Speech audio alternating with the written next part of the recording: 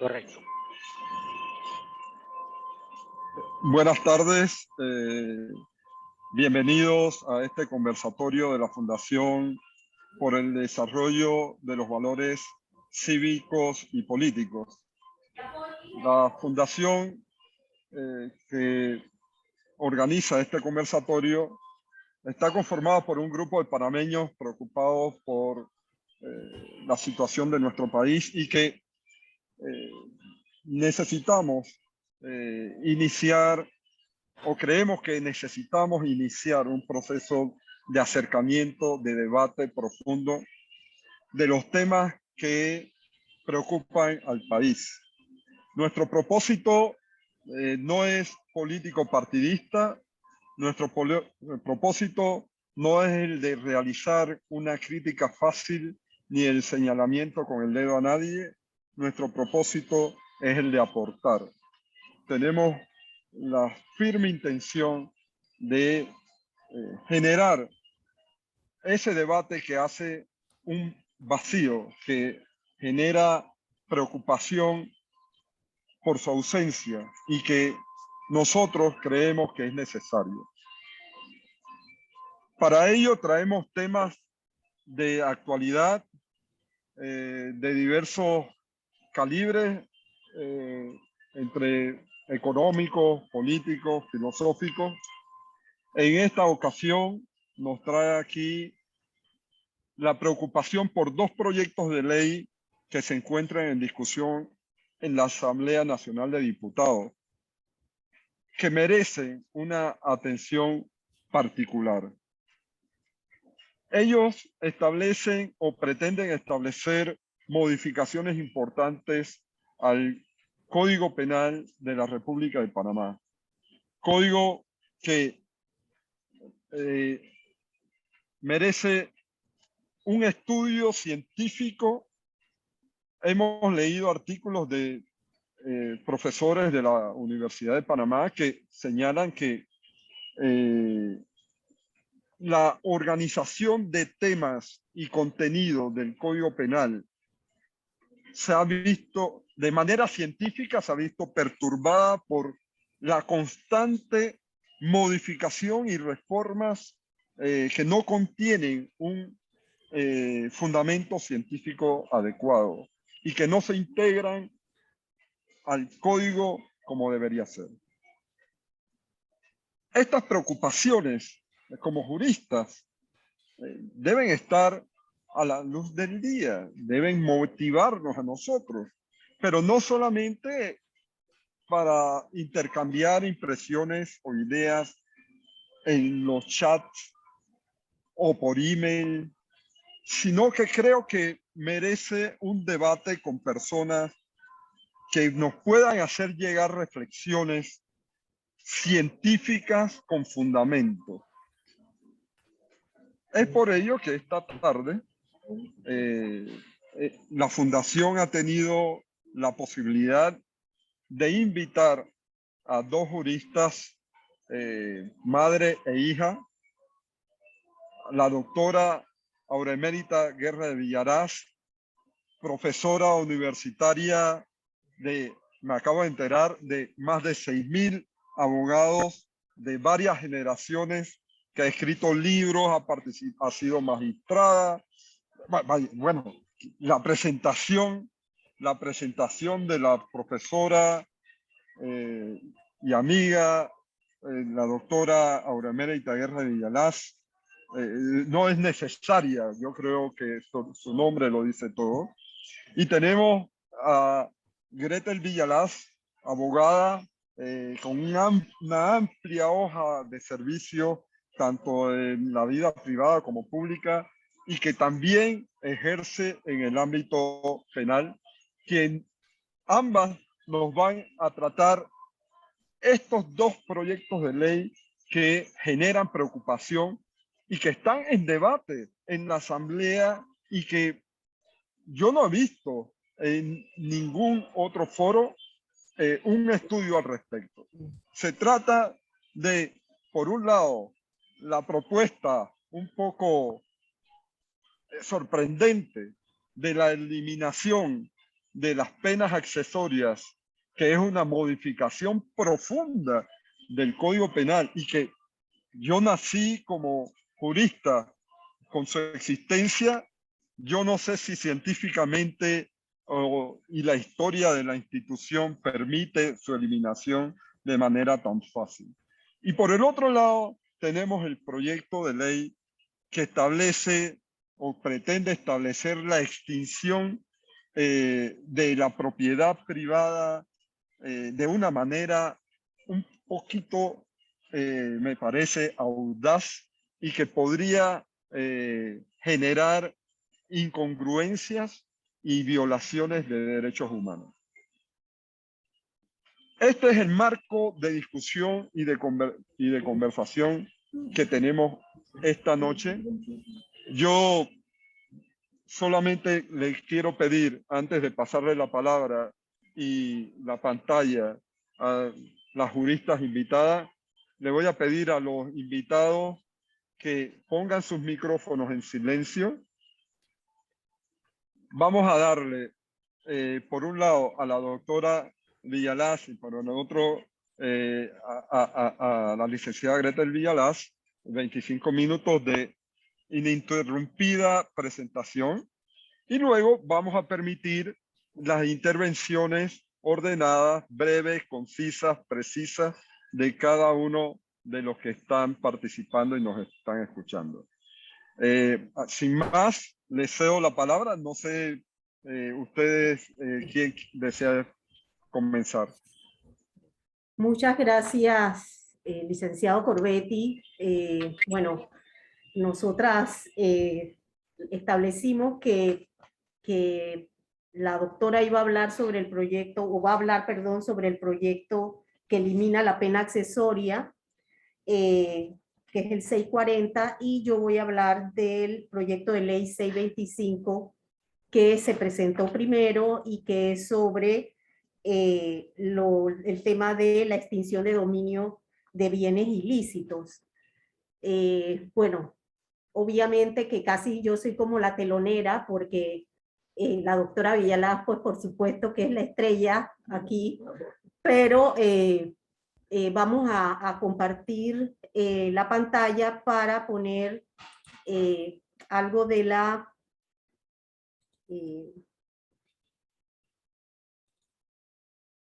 presentación. Me dicen si lo pueden ver. Aún no lo estamos viendo. Para ver, lo que pasa es que está como un poquito pesado. Ahora mismo no se ve. No, aún no sale. Espera.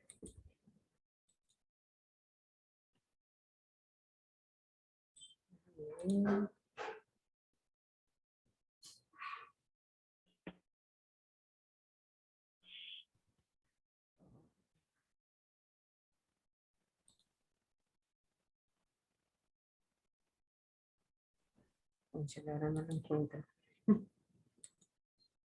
Sí, pero no lo estoy compartiendo todavía en pantalla.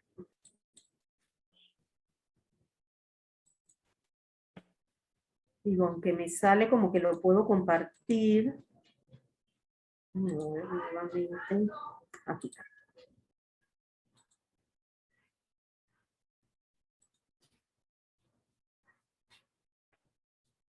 Ahora sí. Ahora sí lo ven. Ok. Bueno. Sí, ya lo vemos. Ya lo vemos, sí. Sí. Bueno, básicamente, pues vamos a hablar del proyecto de ley 625 que adopta la legislación de extinción de dominio. Este proyecto se presentó en abril de este año por parte del ministro de Seguridad Pública, y en el mismo, ¿me escuchan bien o está entrecortado? Se está escuchando bien. Sí, ok, sí, es que lo que pasa es que de pronto la pantalla se me congeló un momentito. Ok, este proyecto de ley que consta de 94 artículos, presenta para Panamá una institución nueva, debido a que, aunque aquí en Panamá se ha aprobado desde hace más de 10 años todo lo que es la legislación de bienes aprendidos, no es lo mismo que esta institución que se presenta en su concepto en el artículo 1 como una ley de extinción de dominio. Este tipo de institución es muy similar a la que existe o existía desde el tiempo de los romanos, en donde se hacía la confiscación de bienes a los súbditos y que se mantuvo también pues en el tiempo de los monarcas, y que de alguna manera se hicieron una gran cantidad de situaciones en donde no se respetaron los derechos de las personas. Sin embargo, con la Revolución Francesa, a partir de la Declaración de los Derechos y Deberes del Hombre y del Ciudadano de 1789, en su artículo 17 se estableció la protección de la propiedad privada, siendo así pues un derecho inviolable y sagrado de la propiedad, en donde nadie deberá ser privado de él, excepto en los casos de necesidad pública evidente, legalmente comprobada y en condiciones de una indemnización previa y justa. La realidad es que, a pesar de que las constituciones modernas han ido de alguna manera añadiendo otras formas de privación de libertad, pero que han sido legalizadas, ya sea en la Constitución, en la ley. Por ejemplo, Panamá, en su Constitución, pues en su Constitución establece en el artículo 48 lo que es la expropiación, la cual está desarrollada a través de la Ley 20 de 27 de marzo y reglamentada por el Decreto Ejecutivo de 19 de abril de 2009, en donde se puede, por una situación de interés social o de orden público, la expropiación. Pero para ello, después de un juicio especial, se indemniza a la persona. O sea que no es que la persona queda completamente desposeída del bien. Igualmente existe el comiso como pena accesoria en el artículo 75 del Código Penal, y también se establece el decomiso por parte de la autoridad de aduanas y la destrucción de armas y mercancías por parte del Ministerio de Seguridad, en donde, en conjunto con el Ministerio de Economía y Finanzas, pues en un momento dado pueden destruir las armas. Es decir, que de alguna manera se puede extinguir pues la tenencia o la propiedad de un bien. ¿Qué pasa con esta nueva ley que establece esta institución de extinción de dominio? En ella, la extinción de dominio la define como una consecuencia patrimonial de bienes ilícitos que deterioran gravemente la moral social, consistente en la declaración de titularidad a favor del Estado de los bienes a que se refiere esta ley, ya sea por sentencia sin contraprestación ni compensación de naturaleza alguna del afectado. Para ello, habría entonces que ver la naturaleza jurídica de esta institución establecida por este proyecto de ley, que habla que su naturaleza jurídica es jurisdiccional y de carácter real. Esa situación en realidad no es tan cierta, porque allí hay una situación híbrida, porque si bien es cierto, hay una acción real, es necesario que se haga una investigación de carácter penal. ¿Por qué? Porque hablamos de bienes ilícitos. Y la única forma en que tú puedes declarar que un bien es ilícito es penalmente. en nuestra legislación no existe otra manera para establecer que un bien tiene esa característica.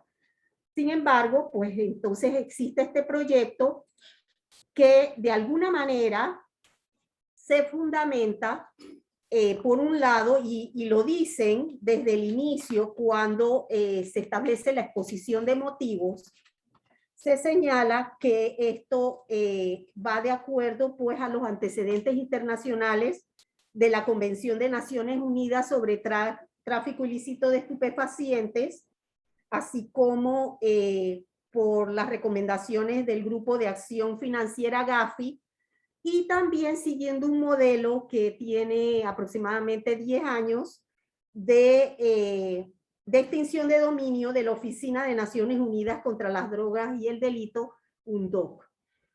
¿Qué sucede con este proyecto que tiene nos da grandes incertidumbres y críticas en el aspecto legal? Y podemos hablar en primer lugar el tema del derecho a la propiedad privada. El artículo 47 de la Constitución Nacional, que establece, que está dentro de las garantías constitucionales, señala que se garantiza la propiedad privada adquirida con arreglo a la ley por personas jurídicas o naturales. Cuando leemos el proyecto de ley 625, nos damos cuenta que en un momento dado se establece en lo que son las normas sustanciales y todo el procedimiento que en ella se da, que ese derecho a la propiedad privada queda limitado, porque aunque en el concepto ellos hablan, o el proyecto de ley habla de que se va a realizar sobre los bienes de origen o destinación ilícita, cuando empiezas a leer del artículo 3 en adelante de este proyecto de ley, se ve inmediatamente la contradicción de que no estamos solamente hablando de bienes de propiedad con destinación ilícita, también se habla de bienes lícitos. Entonces, encontramos todas estas contradicciones en un momento dado que podemos, por ejemplo, señalar por otra parte lo que es en el artículo 4, el hecho de que hablan de, ellos definen qué es actividad ilícita y dicen que es toda actividad tipificada como delito. Pero entonces inmediatamente ponen a criterio del juez de extinción. O sea, todos los que somos abogados sabemos que cuando una actividad está tipificada como delito es porque se encuentra así establecida en la ley. No está a criterio de un juez, que en este caso sería un juez de extinción de dominio, el que establecería si en realidad se está dando una actividad ilícita. Entonces, allí hay una contradicción enorme sobre ello. Otra de las contradicciones que se hablan es sobre el tema de la presunción de inocencia, que habla el artículo que nos lo dice y nos lo señala el artículo 22 de la Constitución, y que dice pues que toda persona detenida debe ser informada inmediatamente y en forma que le sea comprensible de las razones de su detención y de sus derechos constitucionales y legales correspondientes. Las personas acusadas de haber cometido un delito tienen derecho a que se presuma su inocencia. ¿Qué pasa? Que en este tipo de proceso que se está estableciendo sobre el tema de los bienes que van a extinguirse su dominio porque son supuestamente bienes ilícitos, en realidad no existe lo que es la presunción de inocencia.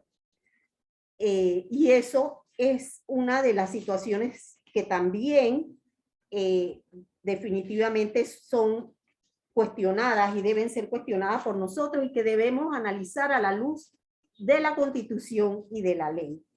Igualmente está el tema de la seguridad jurídica, que en el artículo 11 del proyecto, de este proyecto de ley, señala específicamente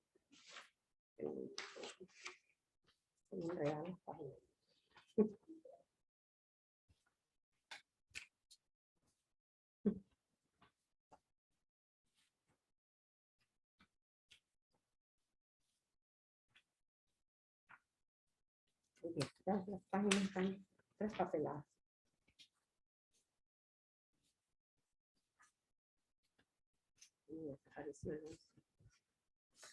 Okay.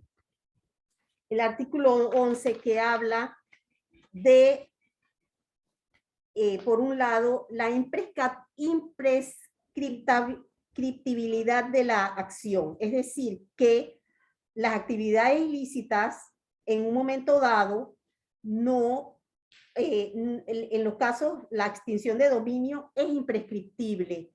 Esto en realidad siempre ha sido cuestionado en todos los países en donde existe este tipo de normativas sobre los bienes, porque no puede ser posible que el tema de extinción de dominio es imprescriptible. E igual, con respecto al artículo 12, habla sobre que además es de tipo retroactivo. Entonces, ustedes se pueden imaginar el tema de la seguridad jurídica para las personas que tienen un bien. Por ejemplo, si una persona es dueña de un apartamento y lo adquirió de buena fe y lo alquila a un tercero y por decir algo, allí guarda o tiene un caleto, no sé, con, por ejemplo, dineros que vienen pues de producto de lavado de dinero. Con esta ley, desafortunadamente, la persona que es dueña del bien puede quedar inmediatamente perjudicada y se le puede quitar perfectamente el mismo. Es cierto que existe un procedimiento en donde se pueden poner recursos y se pueden presentar pruebas, pero el tema de la presunción de inocencia queda en un momento dado con esta ley en una situación realmente en donde los contrapesos no existen. O sea, es bastante difícil en un momento dado que se pueda presumir, porque aunque aquí hablan en un momento dado de la buena fe, la forma en que se define la buena fe es definitivamente choca completamente con toda la normativa que existe al respecto. En ese sentido, el Código Civil nos define en el artículo 1109 sobre los contratos, los cuales se perfeccionan con el mero consentimiento. Y si bien hablan de que debe haber buena fe en los mismos, en realidad esa naturaleza de buena fe, tal como está definido en este proyecto de ley, está chocando con lo que conocemos que se puede probar. Otro de las críticas que podemos hacer a este proyecto de ley está en el tema de las notificaciones.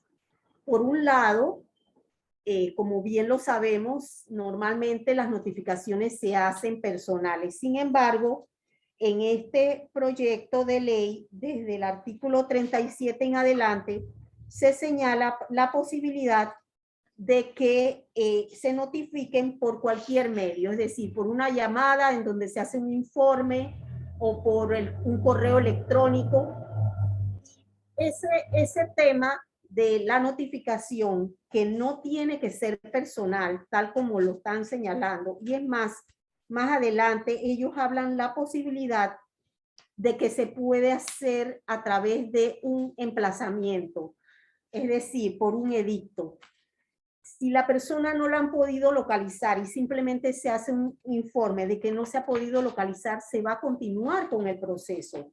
Y esa situación en realidad deja en desventaja completamente a la persona que está afectada por este proyecto de extinción de dominio de bienes ilícitos, que se define de esa manera, pero que cuando leemos en el artículo 5, en todos sus numerales, donde empieza a señalar que también quedan afectados por este tipo de norma, quedan afectados también los bienes de procedencia lícita, ya sea porque están en algún momento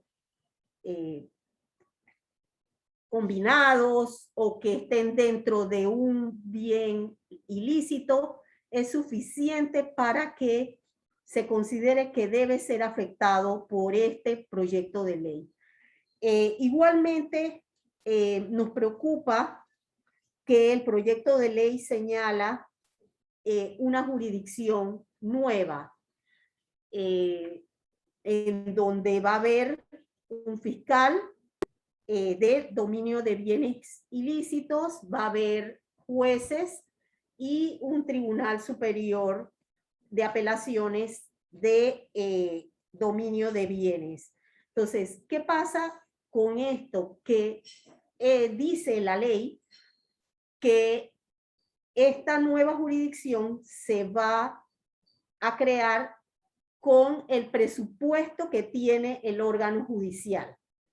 Si sabemos que, ya sabemos que el órgano judicial para este año ya se está afectando en lo que es su presupuesto, imagínense que tengan que crear toda una jurisdicción nueva con jueces, personal, fiscales, con ese presupuesto. O sea, es algo que realmente no tiene nombre, no sé cómo lo van a hacer, pero de plano sí podemos señalar lo siguiente.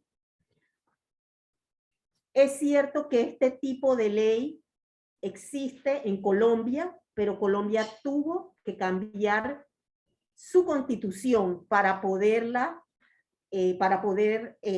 darle existencia a este tipo de norma. Igual México, Argentina tiene muchísimos problemas con este tipo de ley.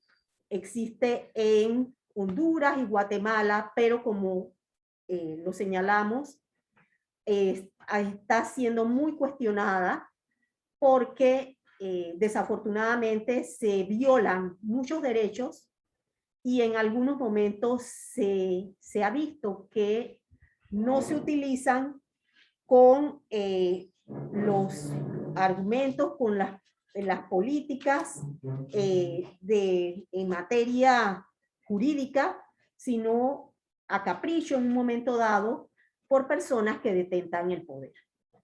Ya sería esto. Muchas gracias.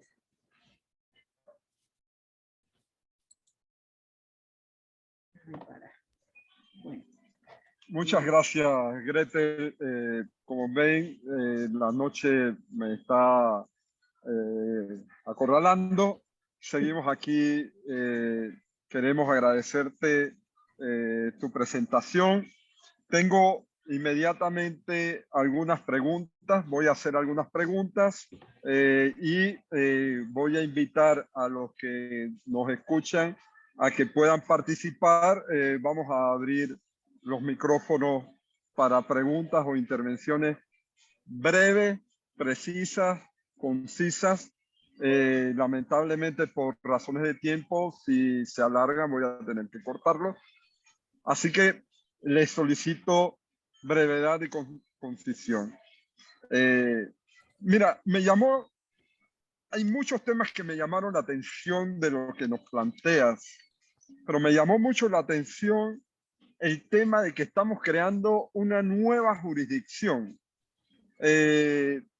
La ley de insolvencia creó una nueva jurisdicción. Ahora esta presenta una nueva jurisdicción. Entiendo que hay como 2 o 3 jurisdicciones más creadas por ley que todavía no se han creado en la práctica por falta de presupuesto.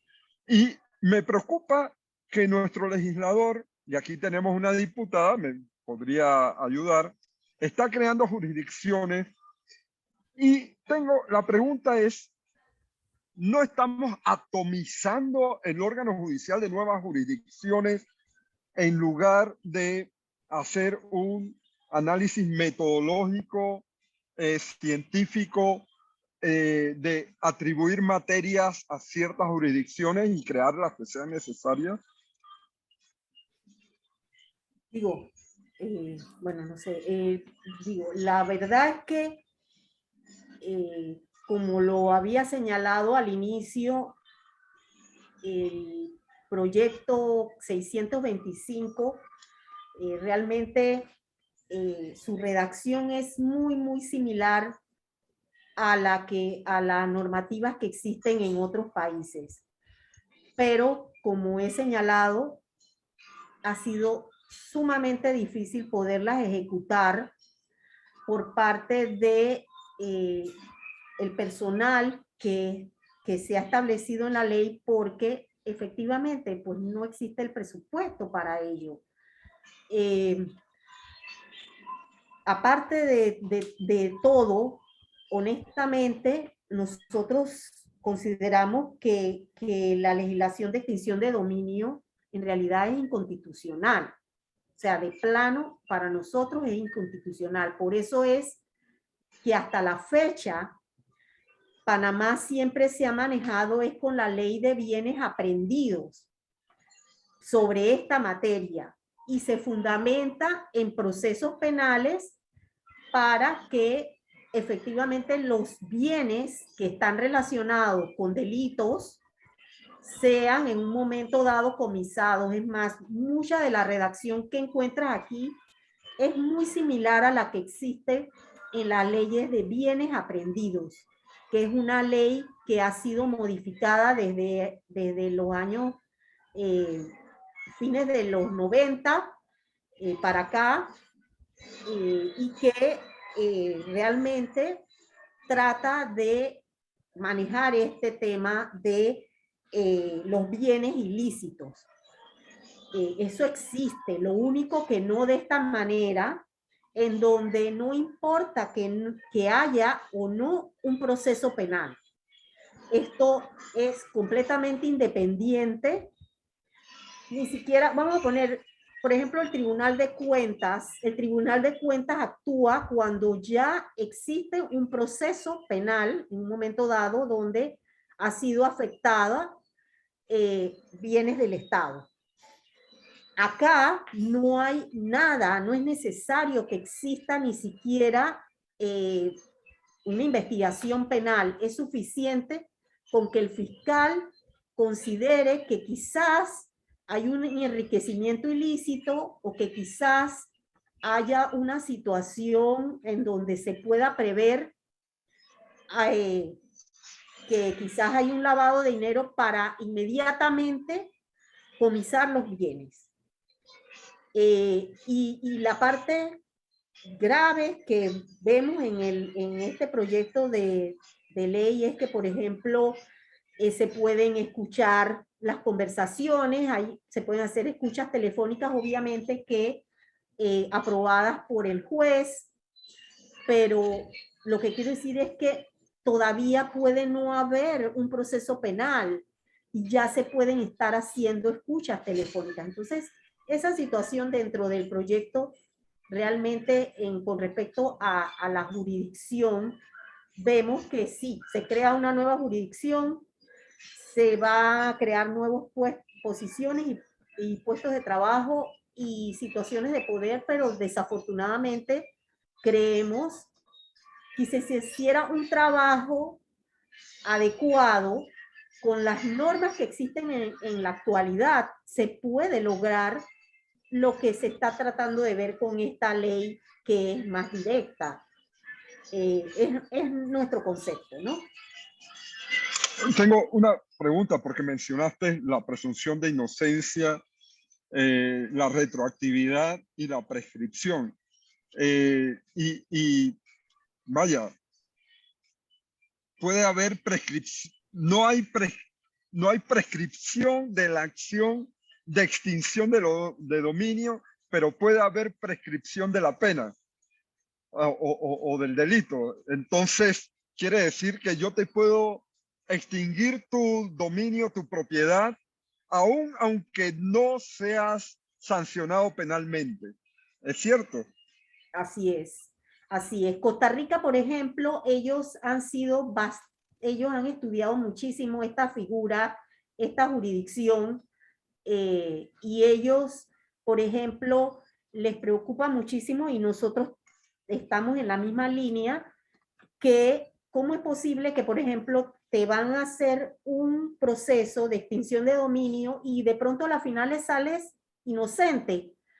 Todo lo que te ha afectado, ¿cómo es posible que no se va, por ejemplo, a prever que el Estado indemnice a esa persona que ha sido investigada y que habrá tenido que contratar abogado, quién sabe qué otros tipos de acciones ha tenido que tomar para poder demostrar que su bien fue adquirido de buena fe y que no está involucrado en nada ilícito?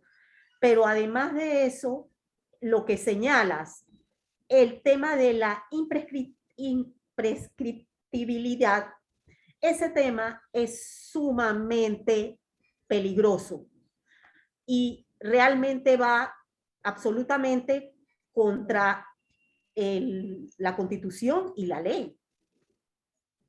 Sí, lo entiendo. Aquí, si alguno de los participantes que nos escuchan desea hacer uso de la palabra o intervenir, puede levantar la mano o escribir su pregunta al chat de aquí del sistema. Por lo pronto, seguimos conversando. Me mencionaste que hay una presunción de inocencia precaria como resultado de este proyecto de ley. ¿Por qué consideras la precariedad de la presunción de inocencia? Lo que señalaba desde el inicio, es suficiente con que el fiscal piense, no es necesario ningún tipo ni siquiera establecen indicios, algún tipo de prueba, no, con que el fiscal opine que quizás allí hay una situación donde se debería actuar sobre la extinción de dominio, es suficiente. O sea, no habla de indicios, de pruebas. No hay requisitos, condiciones, no causales. No ninguna, solo es a criterio del fiscal. Es a criterio del fiscal. Completamente entonces, amplio. El tema, claro, entonces el tema de pruebas, por ejemplo, que tiene pues sí un capítulo que habla sobre la parte probatoria, es las pruebas que puede presentar el tercero o el afectado para demostrar su... ¿Cómo yo me libero del proceso? Demostrando que lo adquirí lícitamente, pero me estás diciendo que el alcance, la extinción también puede alcanzar bienes lícitamente adquiridos. Y si yo pruebo que lo adquirí lícitamente, igual me pueden decretar la extinción. Bueno, entonces, ¿qué prueba en contrario puedo aportar? Digo, se supone que, aquí la persona pues tiene que aportar que hizo un contrato en un momento dado de compra-venta, quizás previo, y en su momento con ello adquirió el bien de buena fe. Aquí Giovanni Olmos quiere intervenir. Adelante, Giovanni, con gusto. Breve y conciso y preciso. Adelante. Bueno, gracias, doctora Gretel, y saludo a la profesora benemérita. Breve. Creo que este es un tema muy delicado, un tema que la verdad que no solamente podría violar la Constitución, sino también tienen criterios inconvencionales de la Declaración de Derechos Humanos del Pacto de San José. Yo creo y recomiendo al grupo y aquí que está la diputada, que es un estudio de la profesora benemérita con mi director de tesis, el doctor Carlos Enrique Muñoz Pope. Un estudio que hicieron ellos dos sobre la historia de la codificación penal panameña, que ha resaltado ya de muchos años que estos temas deben de verse a través de subcomisiones de especialistas en la rama, porque veo violaciones al debido proceso, veo violaciones a la presunción del estado de inocencia. Y yo le pregunto a la doctora Gretel, no sé, si usted no vería esto como una forma de fragmentar el derecho penal, no es una manera de fragmentar el jus puniendi del Estado, que está a cargo según la Constitución. Esa es la primera pregunta. Según nuestra Constitución, que la ejerce solamente los fiscales y el Ministerio Público, únicamente, no otras jurisdicciones. Además de eso, viene mi segunda pregunta. Si de esta circunstancia, de esta iniciativa legislativa, no se estaría derivando una circunstancia nueva fuera del esquema de las penas principales y de las penas accesorias que contempla el Código Penal. Esa es la segunda pregunta. Y mi tercera pregunta es en qué considera brevemente cuáles serían pues las causales, ¿no? Las causales de esta iniciativa legislativa de violar la Carta Magna, y que si no es mejor esperar las reformas constitucionales o la nueva constitución que se está planteando a nivel de la sociedad, que es lo que ahí donde debe primeramente discutirse un tema como este de una jurisdicción fragmentada de justicia penal, pero relativa al manejo de la propiedad privada. Eso es todo. Gracias. Gretel. Sí, bueno, la doctora va a comentarlo porque también de alguna manera el tema tiene que ver con lo que ella va a hablarles sobre el proyecto de ley sobre la eliminación de la pena accesoria. Así que, Sí. no sé. Adelante, profesora. Sí, bueno, ya muy buenas noches. Con mucho agrado estar con ustedes en este conversatorio. Y de inmediato, para que le responda Giovanni lo que dijo, ¿no? Okay. Ariel, yo quería comentar algo, disculpen que me distraje y solamente sobre el proyecto que estábamos hablando. Un tema que a mí me preocupa también mucho es el tema de que el proyecto hace referencia a que tienes que probar la buena fe, cuando sabemos que el Código Civil lo que señala es que la buena fe se presume y que la mala fe es lo que realmente hay que probarlo, ¿no? Viéndolo en contrasentido.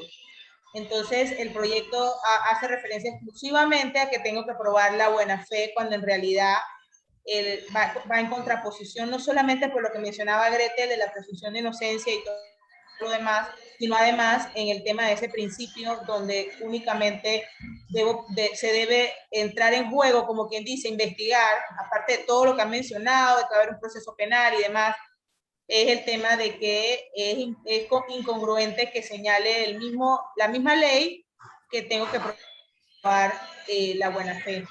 Solamente eso.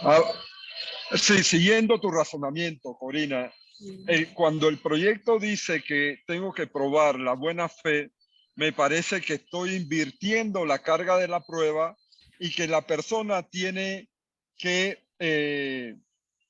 probar que es inocente, prácticamente. Desconocía que la persona que estaba en su apartamento estaba traficando droga y por lo tanto tiene que probar que adquirió el bien, que no sabía que la persona era un narcotraficante. Yo, ¿cómo lo pruebo? ¿Qué es esto? ¿No? Entonces, vaya, hay muchas interrogantes, Gretel. Están las de Giovanni, las de Corina, y yo, con mi pequeño comentario, no sé, tenemos a alguien también en el chat que nos ha hecho un comentario. Dice, la CNDH, si bien reconoce que las leyes de este tipo buscan debilitar la estructura financiera de los grupos delictivos, también indica que se debe tener los mecanismos necesarios para que no se afecte en forma injustificada el patrimonio de las personas que actúan de buena fe. ¿Qué mecanismos se podrían implementar para cumplir en la finalidad de esta debilidad actual en nuestra legislación? Hoy día vemos cómo se ha llenado el estado de bienes aprendidos que se deterioran y son una carga para el Estado y bien podría representar un ingreso o aportes tan necesarios a las arcas del Tesoro Nacional. Bueno, Gretel, tiene varias preguntas muy interesantes. Bueno, mira, en realidad este tema, como decía, existe la ley de bienes aprendidos. Y esa ley que ha recibido muchísimas modificaciones, además se ha reforzado con una reglamentación del Ministerio de Economía y Finanzas que señala cómo se van a, ya sea disponer, quién tiene que custodiar los bienes. Por ejemplo, antes, ustedes lo saben, la policía siempre era la custodia de todos los carros que en algún momento se comisaban por algún tipo de investigación penal. Sin embargo, con esta reglamentación del Ministerio de Economía y Finanzas se encarga el MEF de ello, pero las personas no están viendo diferencias.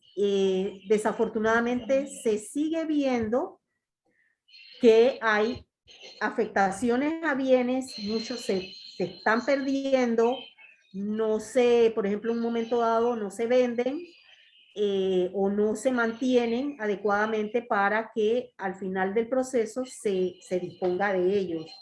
Digo, y en el tema ese de que hablaban sobre la buena fe, esta ley define la buena fe como una conducta diligente y prudente, o sea, una definición completamente diferente a la que existe en el Código Civil y en la que se presume. Es más, llega a hablar de que está exenta de culpa. Y esa mención, digo, eso es una mención que solamente se puede probar penalmente. ¿Cómo tú estableces que hay culpa o no? Aquí ni siquiera ese tema se desarrolla. Entonces, realmente este es un proyecto de ley que debe ser analizado con mucho más detalle a la luz de las normas existentes, no solamente a nivel constitucional, sino a nivel legal, procesal, la ley procesal y la ley internacional, porque de verdad que quedan muchísimos vacíos, hay muchísimas contradicciones en muchas definiciones y esto lo que va a dar a las finales, lo que señalábamos, la inseguridad jurídica, va a haber una inestabilidad en el tema de yo podría hasta señalar que las personas ni siquiera van a querer invertir aquí porque, por ejemplo, un dueño de por ejemplo, una fábrica, en un momento dado, si sus empleados están utilizando el local para alguna actividad, va su propiedad a quedar en un momento dado incautada y va a perder, o sea, lo que van a decirles es que tú tenías que cuidar su fábrica y el señor vive en otro continente. Entonces, o sea, hay cosas que de pronto se salen un poco de los parámetros que nos dan seguridad para que vivamos en armonía y en paz. Y obviamente nosotros como abogados debemos promover que se estudie mejor esto, y esto que ustedes están haciendo ahora pues es lo adecuado. Había una pregunta del colega Olmos, que es miembro de la Fundación, sobre las causales. ¿Hay causales precisas que permitan al fiscal extinguir el dominio o es completamente a criterio del fiscal? Digo, el fiscal es el que interpone la acción, pero a las finales lo hace el juez. Y cuando vemos el artículo 3 de esta norma, él señala que a criterio del juez. Entonces, yo creo que... O sea que no hay causales, es una interpretación... A criterio. A criterio. Así es, así lo definimos. O sea, el arbitrario legalizado. Sí. Bueno, vaya. Montesquieu, la Revolución Francesa y los revolucionarios liberales del siglo XIX y nuestros liberales del XX crearon algo que se llama Estado Liberal del Derecho. Casualmente para romper los vínculos de la arbitrariedad y los abusos. Lo dejo hasta allí. Quiero agradecerte infinitamente, salvo que haya alguna intervención. No hay ninguna. Entonces, damos paso a la siguiente intervención, muy esperada de mi querida profesora. Muchas gracias, Gretel. No, gracias a ustedes. Sí, voy a... para compartirla. Luis, si quieres, pon pausa de la grabación.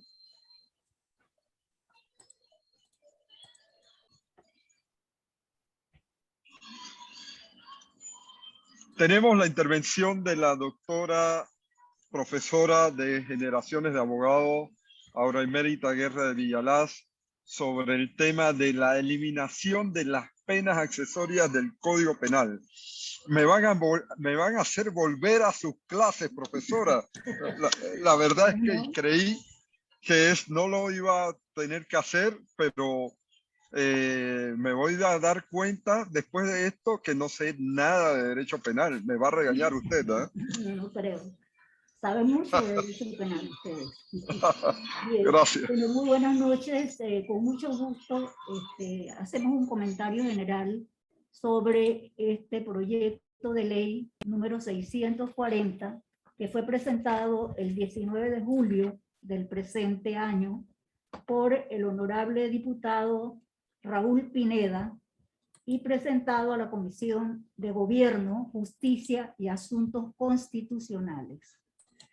Es la sola denominación del proyecto es suficiente para ponernos a todos los que hemos, por lo menos, recibido lecciones en materia penal, que no es posible que se le ponga esa denominación a un proyecto que pretende reformar una gran cantidad de artículos.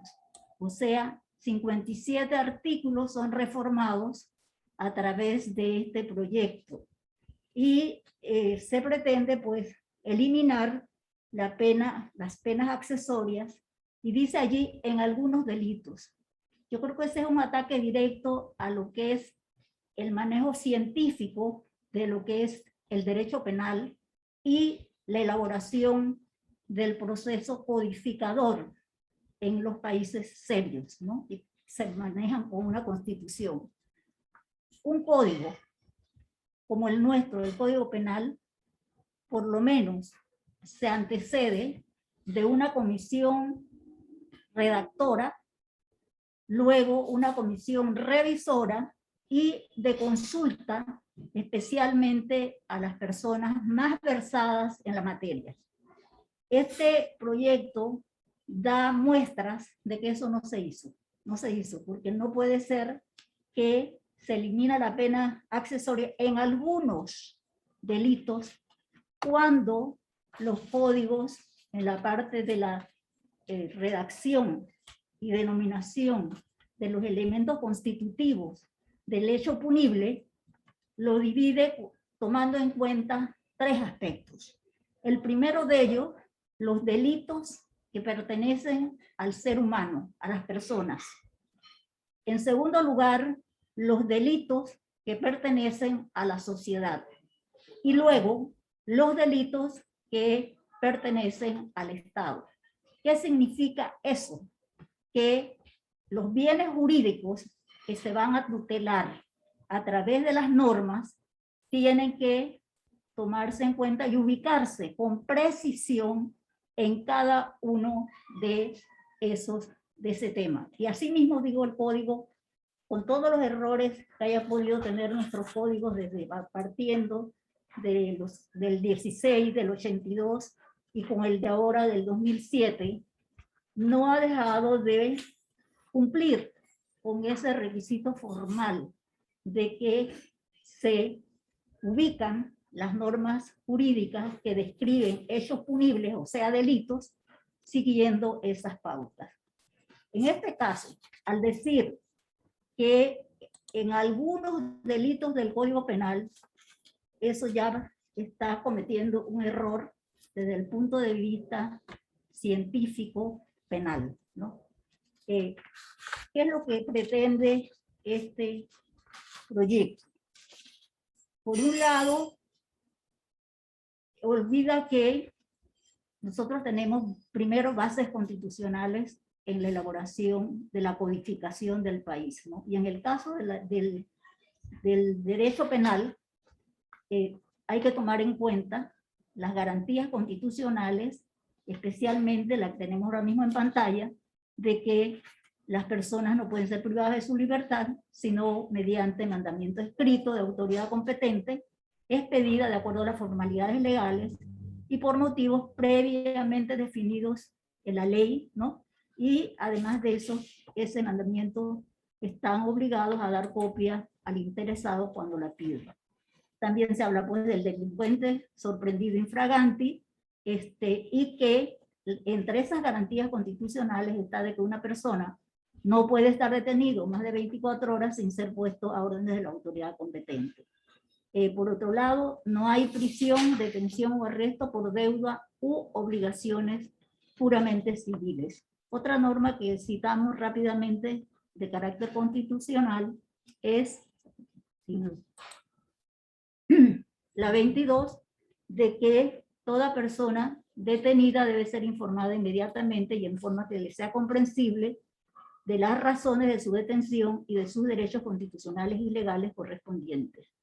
Las personas que han sido acusadas por haber cometido un delito tienen derecho a que se presuma su inocencia. Así que la presunción de inocencia está clara en todas las diferentes divisiones del derecho, no solamente derecho civil, derecho penal, derecho laboral, siempre al momento de, vamos a decir,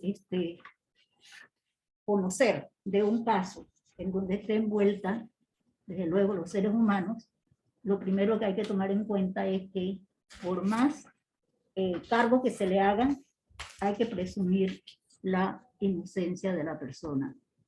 Porque a no ser que se pruebe su culpabilidad o que se den los casos de flagrancia. ¿Qué clases de penas tenemos en nuestro Código Penal? En primer lugar, las penas principales, las sustitutivas y las accesorias. Están previstas y está también en la doctrina penal la clasificación, y eso es acogido por todas las legislaciones penales, yo diría casi que en el mundo entero, por lo menos la que siguen nuestro sistema jurídico. En cuanto a las penas principales, tenemos la prisión, el arresto de fines de semana, los días multas y el tratamiento terapéutico multidisciplinario. Y entre las sustitutivas están la prisión domiciliaria, el trabajo comunitario E igualmente tenemos las penas accesorias. Las penas accesorias, que son las que se pretenden eliminar para algunos delitos seleccionados, en este caso 57, pueden ser, ellas tienen la categoría de pena accesoria, la multa, la inhabilitación para ejercer funciones públicas, la inhabilitación para el ejercicio de determinada profesión, oficio, industria o comercio, la prohibición de portar armas, la suspensión de la licencia para conducir, la suspensión de la patria potestad y el ejercicio de la tutela, la inhabilitación para el ejercicio de cargos, oficios en cualquier lugar donde se agrupan personas menores de edad. Entonces ustedes ven allí pues una variedad. Tenemos 6 penas accesorias, que son las que se pretenden eliminar en los 57 delitos seleccionados y que se excluye en los casos de los delitos contra la administración pública. Una de las características que nosotros diríamos más criticables de los últimos tiempos en este país es que casi que cada persona se siente que es codificadora, ¿no? Y por esa razón, los códigos, especialmente el Código Penal, tan pronto se aprueba un nuevo código, es motivo de modificación. Tan es así que el código último nuestro, que se aprobó en el 2007 y que entró a regir en mayo de 2008, a esta fecha, 39 leyes han sido presentadas en el órgano legislativo, en la Asamblea Nacional, modificando ese código. ¿Cuáles son las grandes modificaciones?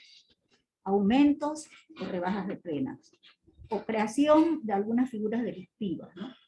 Y eso es lo que se ha llenado. Es decir, nosotros no entendemos cómo es posible que se haga este tipo de modificación, como si el tema penal, es decir, la criminalidad nuestra, genera tal clase de metamorfosis que es necesario hacer modificaciones en la descripción de la figura, el tipo penal, y en cuanto a la consecuencia jurídica del delito, que son pues las penas. Ahora bien, partiendo de allí, pues del Código Penal, es necesario entonces señalar que este proyecto escoge estas 57 normas para eliminar la pena accesoria. Esa pena accesoria, para recordar a qué nos estamos refiriendo, es la consecuencia de la pena principal. Su aplicación la hace el juzgador y debe seleccionar las penas accesorias que el mismo Código Penal establece a través del artículo 50. Se va a tomar en cuenta la gravedad, la naturaleza del delito y la relación que tenga en relación con el delito para contribuir a evitar el peligro para los derechos de las víctimas. Se considera pues obligatoria la aplicación de la pena accesoria según las reglas que ya se han mencionado, y debe aplicarse aunque no esté prevista en el delito que corresponde. La pregunta que nos hacemos en este momento ¿es necesario que se elimine en los artículos que se han seleccionado, en los 57 artículos que se han seleccionado para eliminar la pena accesoria, asuntos como lo que se refieren a personas que han cometido delitos afectando los bienes jurídicos no solamente de la vida y la integridad personal, sino también lo que es la familia, los menores, lo que significa también delitos donde se ha afectado bienes jurídicos de trascendencia, en donde, por ejemplo, cuando se trata de la seguridad colectiva, es decir, que no se apliquen penas accesorias cuando es necesario que a la pena principal se le ponga una pena accesoria. Y esa pena accesoria, como se señaló antes, va a responder a las condiciones. Por ejemplo, en el caso de las personas que conducen vehículos a motor, por ejemplo, y se demuestra que la persona no solamente lo hizo con imprudencia, sino bajo los efectos de drogas o del alcohol, no se le va a poner, además de la pena, una pena accesoria para que ayude a que esa persona pueda incluso restablecerse de sus adicciones y no hacerle daño a la sociedad. Yo pienso que estos son solamente tomando algunos de los ejemplos en donde se pretende a través de este proyecto eliminar las penas accesorias. Tendría que estar enumerando una por una, pero yo creo que son los puntos más relevantes. Yo le pediría entonces a la Comisión de Gobierno, Justicia y Asuntos Constitucionales de la Asamblea Nacional que más bien conforme una comisión que estudie a fondo este proyecto y que le haga los reajustes necesarios y que no presente un proyecto de ley que elimina la pena accesoria en algunos delitos del Código Penal. Eso es totalmente, yo diría, inaceptable. Es inaceptable porque en materia de la legislación penal hay que precisar a quiénes va a afectar, ya sea una figura delictiva, la aplicación de la pena o cualquier tipo de variación que afecte ya sea la acción que se requiere, la conducta humana, lo que se refiere a lo que es decir, que sería entonces la tipicidad, es decir, en qué consiste la antijuridicidad del acto y además que determine la culpabilidad y como consecuencia de ello, como consecuencia jurídica del delito, va entonces a darse la potestad del Estado de aplicar la sanción correspondiente a través de las instituciones. Yo diría que en términos generales, porque nosotros ya hemos agotado el tiempo que se tenía previsto para este conversatorio y damos entonces más bien oportunidad si acaso hay alguna pregunta que se quiera hacer, pero yo diría que es inaceptable que se le dé el curso y la aceptación a un proyecto porque sería, además de eso, una tremenda vergüenza a nivel de las legislaciones de América Latina, que vean que Panamá ha eliminado las penas accesorias y en la forma como se ha hecho en este proyecto. Yo creo que es una vergüenza del conocimiento jurídico penal de los ciudadanos panameños en general. Yo creo que no debemos pasar esa vergüenza. Gracias. Muchas gracias, profesora. Nada más me recuerdo, sus últimas palabras me han hecho recordar palabras de mi madre cuando yo estaba pequeño que me decía que lo último que había que perder en la vida era la vergüenza. Y sin embargo, pareciera que nos estamos acostumbrando con toda esta cantidad semanal de escándalos que nos inundan frecuentemente, que nos tienen ya cansados y que prácticamente han rebasado los niveles de tolerancia de un ser humano normal, consciente y preocupado. Pareciera que, vaya, siempre se puede inventar algo nuevo y sorprendernos más y luego, ni modo, seguimos perdiendo la vergüenza, ¿no? Porque ya es un deporte nacional. Mire, aquí tengo un comentario, a ver, no, me equivoqué. Seguimos entonces, abro la posibilidad para preguntas o comentarios breves, precisos, concisos, ya sea directos, levantando la mano digitalmente o por chat. Profesora, ¿seguimos innovando en materia jurídico-penal? ¿Cómo? ¿Seguimos innovando? ¿Es una innovación panameña el eliminar estas penas? Yo diría que por el contrario, no es una innovación acertada, es totalmente acientífica y desde luego, como dije antes, presentar normas como las que contiene este anteproyecto o proyecto de ley realmente para decirlo de alguna manera, ¿verdad? Lo que produce es vergüenza que se diga, oye, y tú eres panameño, tú tienes ese código, esas son las normas que ustedes aprenden, ahora se le va a enseñar a los estudiantes de las universidades, de las 14 facultades de Derecho que tenemos ahora, con base, el derecho penal con base a este proyecto de modificación al Código Penal, y yo creo que hay mucha gente en todos los países que van a dar una protesta porque nosotros no podemos quedar ni unirnos a un tipo de comportamiento, por lo menos, en vez de mejorar nuestras instituciones, que es lo que debemos pretender siempre, no las podemos, en este caso, tirarlas como a la basura. ¿Cómo se justifica una modificación de este tipo? Antes de pasarle la palabra a la honorable diputada, me pregunto, ¿cómo podríamos justificar esta eliminación? ¿Qué podríamos decir nosotros? ¿Modificamos el Código Penal y eliminamos las penas accesorias porque, por alguna razón? ¿Cómo lo podríamos justificar? Bueno, yo diría, mire, yo creo que han sido las inhabilitaciones. Como quiera que dentro de las penas accesorias se encuentra la inhabilitación para el ejercicio de funciones públicas, algunas personas, incluyendo servidores públicos en general, saben que han cometido delitos que acarrean como pena accesoria la inhabilitación.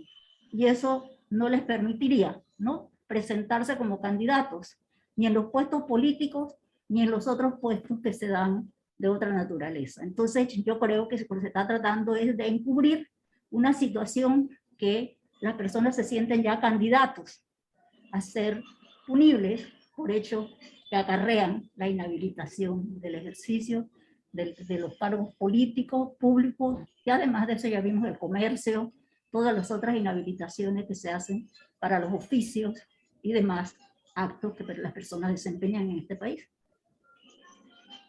Diputada Corina Cano, tiene una pregunta para nosotros. Bueno, la verdad es que viendo un poco la explicación que ha hecho la doctora Uremérita, mi profesora, a mí ahora me ha generado más preocupación todo esto y de verdad, más de lo que ya habíamos analizado los abogados y, bueno, y mi persona. El tema es que estaba leyendo aquí un artículo que inclusive se está eliminando penas principales.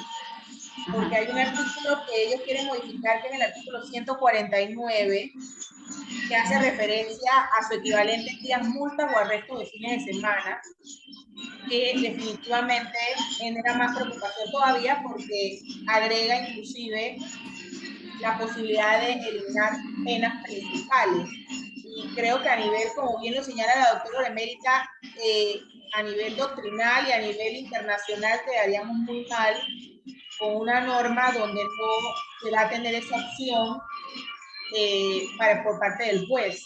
Entonces, definitivamente que genera más preocupación todavía el que se hayan dado, que es una propuesta pues que abarca mucho más allá de lo que veíamos a simple vista.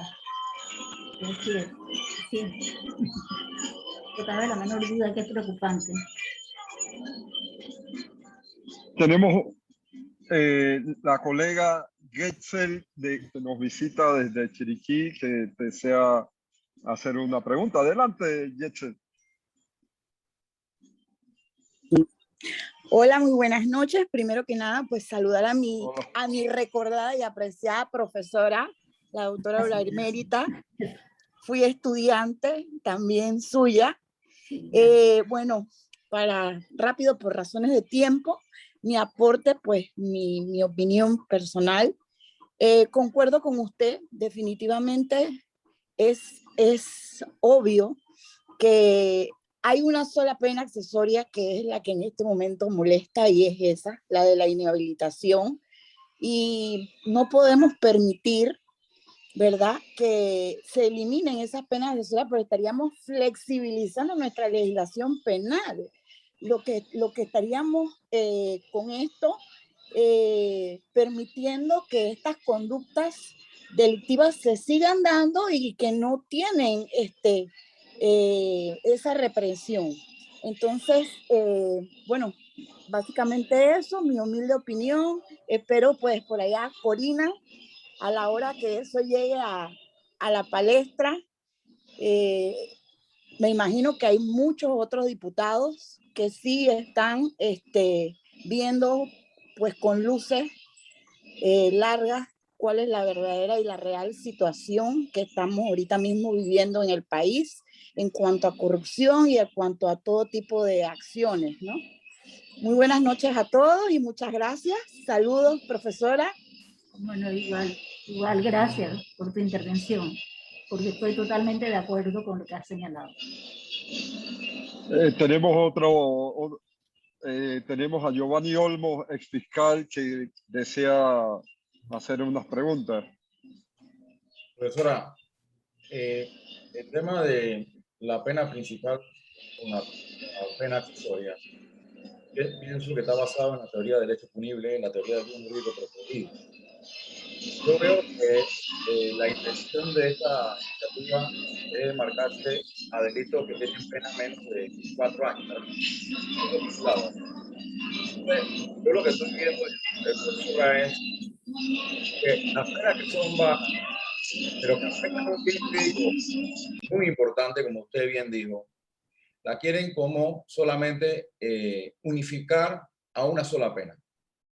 La pregunta mía es que mantener la pena accesoria a estos delitos o eliminarla viola entonces esto de la teoría del hecho punible, la teoría del bien jurídico protegido, y de que es necesario mantener las penas accesorias en estos catálogos de delitos, no porque tengan una pena baja principal, sino por el razón del bien jurídico protegido.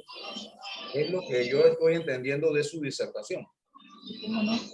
Solamente eso, es que la palabra pena significa castigo, ¿no? ¿Por qué se le va a aplicar una pena? ¿Por qué se le va a castigar?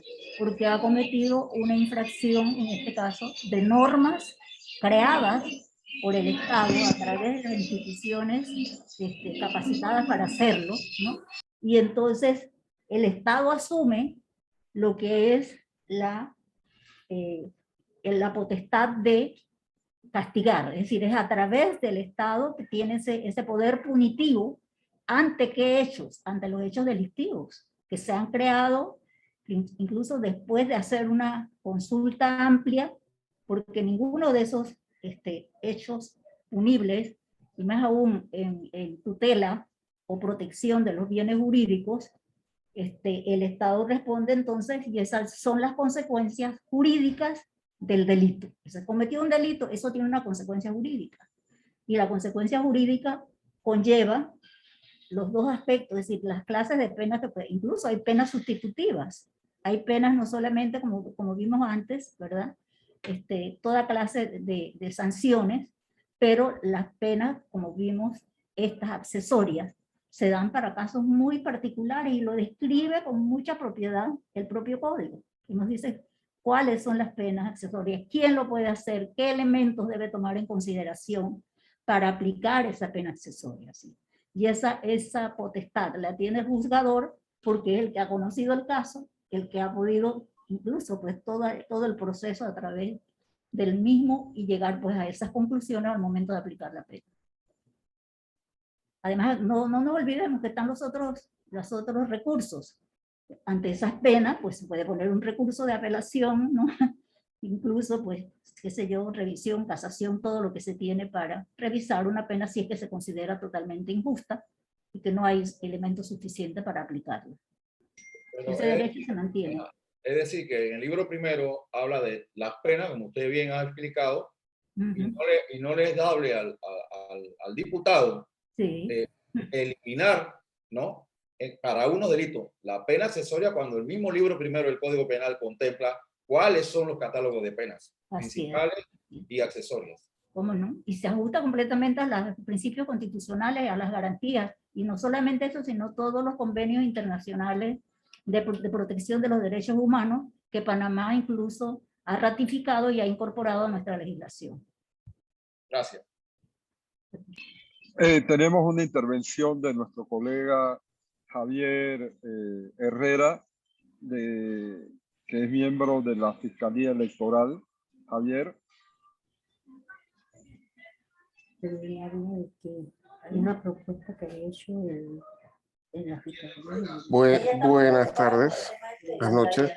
Sí, hoy en la Asamblea, en la discusión en primer debate de la ley que reforma el Código Electoral, hicimos un planteamiento que creo que está la diputada Cano presente, igual que creo que está Eric Polo aquí también, referente a la función fiscalizadora que debe llevar la Fiscalía General Electoral para salvaguardar los derechos políticos de los ciudadanos. Y como puse en el chat, es básicamente cumplir lo que dice la Constitución en el artículo 13, la suspensión de la ciudadanía, la inhabilitación también que te habla en el artículo 133 de los derechos ciudadanos, derechos políticos, donde los juzgados y autoridades, por ejemplo, migración, la presidencia, cuando se solicita una reactivación a esos derechos ciudadanos, deben de enviarle al Tribunal Electoral y a la Fiscalía General Electoral este tipo de resoluciones o reactivaciones, ya sea suspensión o reactivación de esos derechos ciudadanos, para que la Fiscalía pueda supervisar o más que todo salvaguardar los derechos políticos de los ciudadanos. Normalmente o actualmente en el Código Electoral vemos que solamente se le envía o se supone que debe ser excluido del padrón electoral esos ciudadanos que se les suspenden los derechos ciudadanos, pero vemos también de que los derechos ciudadanos se pierden según el artículo 13 de la Constitución, o se suspenden, perdón, cuando la persona renuncia de manera tácita. O sea, esos panameños que viven, por ejemplo, en Estados Unidos, que juran lealtad a la bandera de Estados Unidos, que tienen la doble nacionalidad, ellos pierden de manera tácita la ciudadanía panameña, porque así lo exige la Constitución de Estados Unidos. Entonces, debemos de tener un control de aquellos ciudadanos que pierden o se les suspenden, perdón, por el término, se les suspende la ciudadanía de manera tácita. Ese control lo debe tener ya sea Ministerio de Relaciones Internacionales, Migración, los entes que tienen que velar por esto y enviarles esa información, no solamente al tribunal para que los saque del padrón, sino precisamente para que la Fiscalía pueda salvaguardar los derechos políticos de los ciudadanos, ¿verdad? Y aquellos que se les reactiva también, porque hay todo un procedimiento dentro de la ley, el reglamento interno de la Asamblea y dentro del Tribunal Electoral, el registro civil para reactivar esos derechos ciudadanos. Sí, la rehabilitación, sí. La rehabilitación de los mismos. Entonces, es una fórmula novedosa que se está buscando también, que tiene que ver mucho con esto de las penas accesorias, que se les suspenden estos derechos ciudadanos a través del juez, pues, ordenando la pena accesoria, ¿verdad? Sí, pero no olviden que son temporales, no son permanentes. Las penas accesorias son temporales. No son permanentes y no se pierde, como por ejemplo la ciudadanía. ¿Sí? Sí, correcto, doctora. Sí. Bueno, quiero solicitarle para las últimas intervenciones si hay alguna pregunta o comentario adicional antes de pasar a las conclusiones. Si no las hay, las conclusiones esta noche van a ser realizadas por el colega, amigo y miembro de la Fundación Giovanni Olmos, el fiscal de la República. Adelante, Giovanni. Muchas gracias por el honor de hacer las conclusiones. Agradezco profundamente a la doctora Gretel Villalá y a la profesora Aura Emérita Guerra Villalá. Me ha tocado pues dar las conclusiones. En primera instancia, a la profesora Gretel, al referirse al proyecto de ley 625 sobre la propuesta del ministro de Seguridad Pública sobre la extinción de dominio, hizo un análisis histórico, ¿no? sobre el tema de la protección de la propiedad privada, cómo fue evolucionando en la historia, por ejemplo, en el tiempo romano, el tiempo de los monarcas, el tiempo de la Revolución Francesa de 1789, cómo fue evolucionando e integrándose en las declaraciones de los derechos humanos, de la Declaración del Hombre, y también se fue y remarcó mucho el tema de la inviolabilidad pues, de estos derechos, ¿no? Ahí fue entonces orientando su charla en torno, ¿no?, a algunos casos donde el Estado podía, de alguna manera, igualmente por razones de orden público, ¿no?, de apropiarse o expropiarse de algunos bienes y que son por requisitos muy puntuales. Igualmente la doctora Gretel hizo alusiones pues, sobre las constituciones modernas y hizo un análisis, ¿no?, sobre los artículos relativos al comiso, la expropiación, como ya he mencionado, y las facultades y las competencias que tiene pues, aduana también para los efectos de los decomisos que hacen sobre bienes que entran al país de manera fraudulenta, ¿no? Y hace alusión, ¿no?, a las normas pertinentes al caso, sobre las causas de la aduana. Al ya entrar en materia sobre la propuesta de ley, remarcó mucho, ¿no?, la profesora, que esta ley pues también tendría como el de extinción de dominio, tendría pues una consecuencia de índole patrimonial. Le preocupa, ese fue mi sentir, el tema de la protección de la propiedad privada, ¿no?, y sobre aquellos bienes que son adquiridos de buena fe, de personas que adquieren de buena fe, y hizo pues un análisis, ¿no?, sobre el derecho penal, la Constitución, las convenciones y igualmente del Código Civil. Y obviamente también analizó la doctora Gretel el tema de que estamos ante una propuesta de ley que conllevaría pues un alcance de acciones reales, ¿no? Y igualmente pues que se estaría creando una nueva jurisdicción que vino, sin temor a equivocarme, de que la doctora Gretel le preocupa en grado sumo, ¿no?, que se esté creando una nueva jurisdicción en esta materia, y hizo alusión y remarcó mucho, ¿no?, el tema de que en otros países sí se ha planteado este tipo de propuestas y han sido aprobadas, han sufrido muchas reformas y que incluso hay una situación pues de índole inconstitucional.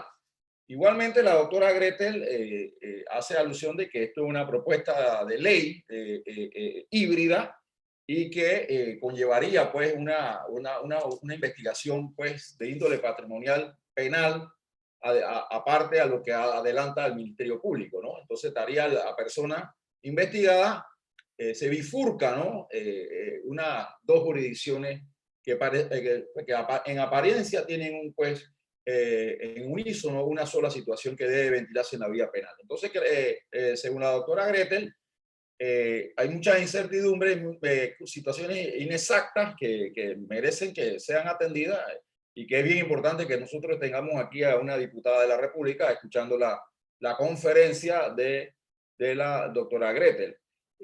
Sí, también sentí que hizo alusión al derecho a la propiedad privada, y que también esta propuesta de ley podría de una manera u otra afectar el estado de inocencia o la presunción de inocencia, y que evidentemente afectaría pues la seguridad jurídica, y remarcó mucho de que la propuesta de ley empieza a tener pues una serie de dicotomías a partir del artículo 3 de la misma propuesta.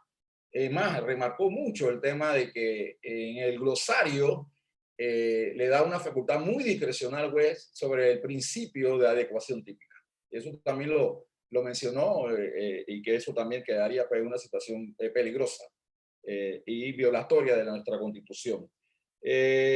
Bueno, también mencionó la doctora Gretel el tema de que esta propuesta queda muy limitada y queda pues muy abierta, muy discrecional, pues todo este tema del origen de los bienes ilícitos y que, bueno, está muy cargada de contradicciones y que obviamente pues estaríamos ante una situación que violaría incluso el debido proceso, porque mencionó que en este tipo de jurisdicción especial se está hablando mucho de la imprescriptibilidad de la acción y de la retroactividad, que esos son principios que ha enseñado la doctora Auremérita Guerra Villalá en nuestros salones, de que son principios rectores del proceso penal, de que la ley penal no es retroactiva. O sea, entonces, yo creo que la diputada Corina Cano, que está aquí, debe tomar nota en este asunto para que estos criterios científicos que se han mencionado aquí, pues se tomen en cuenta para el momento de que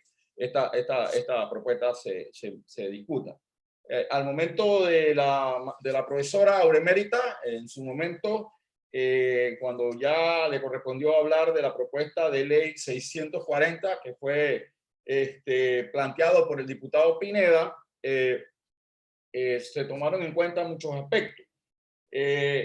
Primero que todo, hizo un análisis de los artículos rectores incluso de la misma codificación penal, que son de la Constitución, que son el artículo 22, 21 y 22 de la Constitución, que habla del estado de inocencia. La profesora Auremérita Guerra Villalá remarcó mucho el tema del principio de la adecuación típica, lo remarcó, incluso habló muy bien el tema de que las personas deben de saber previamente cuál va a ser la pena a la cual le corresponde a cada cual. Igualmente, criticó mucho, con mucha docencia, esta iniciativa porque viola el criterio científico penal que merece una propuesta como esta. Hizo alusión pues que esta eliminación de esta pena es un error, y yo le agregaría una aberratio, porque no se está convocando a las personas que tienen conocimiento no solamente de la dogmática del derecho penal, sino de la evolución del Código Penal. Y que ella lo ha manifestado en diferentes obras a las cuales me he permitido leer, de cómo ha evolucionado la redacción del Código Penal y que, como bien dijo, tiene que ver una comisión redactora, primero una comisión redactora, igual después una comisión que revise el Código Penal y que igualmente provenga las consultas.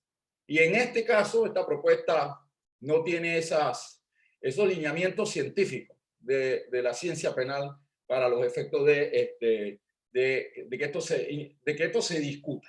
Entonces, igualmente, la doctora Auremérita Guerra Villalá hizo mención, ¿no?, de que se habló de casi 56 tipos penales que se está eliminando la técnica de la pena accesoria, y lo cual, pues, eso sería pues un grave error que se incurriría y violaría las garantías constitucionales del artículo 21 y 22 de la Constitución, que establece claramente cuáles son las penas. Además de eso, me recordó las aulas de derecho en cuanto a las clases de penas, que prevé el mismo Código Penal en el libro primero.